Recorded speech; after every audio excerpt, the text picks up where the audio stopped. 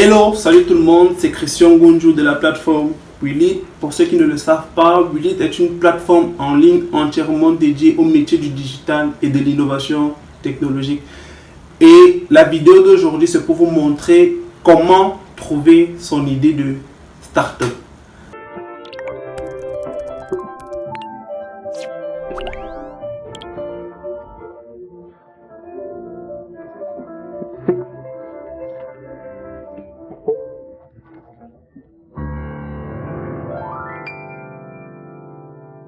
Alors dans cette vidéo, j'ai recensé 5 points pour vous aider à avoir des idées pour mettre sur pied votre start-up. Mais avant d'engager ces 5 points-là, je vais vous faire comprendre que vouloir mettre sur pied une start-up sur la base uniquement d'une idée ne sert absolument à rien. Je me répète, vouloir mettre sur pied une start-up juste sur la base d'une idée ne sert absolument à rien. Nous sommes dans un monde de l'internet où l'information est accessible. Vous avez n'importe quelle idée, allez taper sur internet, vous verrez qu'il y a quelqu'un qui en parle dans un article, dans un blog. La mise sur pied d'une start-up découle d'un processus. Je me répète, la mise sur pied d'une start-up découle d'un processus. Et dans les 5 points qui arrivent, je vais vous montrer comment, n'est-ce pas, à travers ce processus-là, obtenir une idée de start-up qui permet de mettre sur pied une start-up. Dans le monde des idées est divisé en 2 grandes parties, à savoir le monde des bonnes idées et le monde des mauvaises idées. Et généralement, pour trouver son idée de start-up, ou du moins pour entamer le processus de mettre sur pied une start-up, il faut être situé entre l'intersection entre le monde des mauvaises idées et le monde des bonnes idées. Alors, le premier point pour mettre sur pied sa start-up est de s'appuyer sur un problème. La majorité des entreprises et des start-up qui existent, c'est parce qu'elles ont à un moment voulu résoudre un problème. Soit c'est un problème que rencontrait l'un des promoteurs de la start-up, soit c'est un problème que rencontrait une communauté de personnes qui a identifié le promoteur de la start-up. Donc l'un des premiers socles pour mettre sur pied une start-up, c'est de résoudre un problème.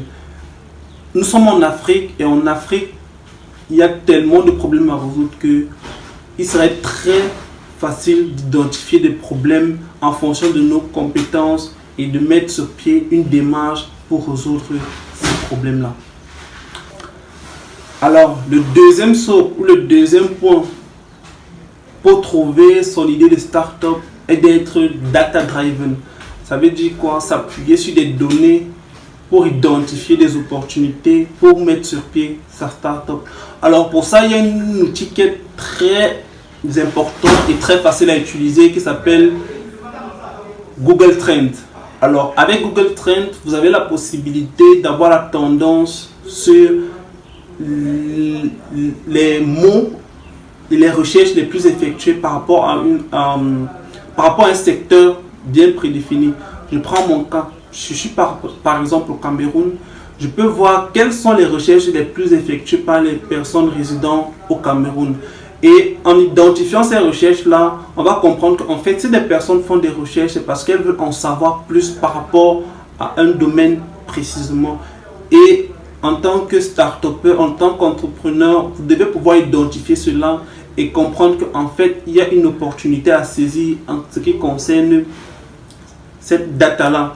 Donc, s'appuyer sur des data pour observer une opportunité et bien sûr saisir l'opportunité pour mettre sur pied sa start-up. Le troisième point très important pour mettre sur pied sa start-up est de s'appuyer sur les hobbies. Pour ne pas dire s'appuyer sur votre passion. La passion est très puissante parce que la passion permet de travailler sans attendre de salaire forcément. Donc si vous souhaitez mettre sur pied votre start-up en vous appuyant sur votre passion, vous pouvez passer un grand nombre de temps sans être payé parce que vous êtes passionné par ce que vous faites, en recherchant bien évidemment à gagner de l'argent par la suite. Alors comment identifier sa passion? Regardez votre journée, regardez ce qui vous prend le plus de temps au quotidien et regardez comment est-ce que je peux transformer cette passion-là, cette chose qui me prend plus de temps, cette chose que je me sens à l'aise en faisant au quotidien, comment utiliser cette activité-là pour mettre sur pied un projet, pour mettre sur pied une start-up. Dans le troisième point, très important, est de s'appuyer, n'est-ce pas, sur notre passion pour mettre sur pied notre start-up. Le quatrième point pour mettre sur pied sa start-up, du moins la quatrième façon d'avoir une idée de start-up, c'est de copier. Alors je sais que c'est un peu tabou la copie parce que à l'école on nous a dit c'est mauvais de copier, mais la copie en elle-même est un processus intellectuel. Alors la majorité des choses qui ont été réalisées dans ce 20e siècle ont résulté forcément d'une copie. Facebook n'est pas le premier réseau social, Google n'est pas le premier moteur de recherche, mais est-ce que Google a copié le moteur de recherche qui était avant? Non, parce que en réalité, dans l'univers où nous vivons, chacun a le droit de se permettre de réaliser sa propre version de quelque chose qui existe déjà. Donc, le quatrième point pour mettre sur pied sa start-up est d'identifier des choses qui existent déjà en fonction de ses compétences et regarder si on ne peut pas créer une chose en fonction des choses qui existent déjà, bien évidemment, mais de se l'approprier et de créer sa propre version. Parce que tout le monde a le droit de créer sa propre version d'un produit qui existe déjà.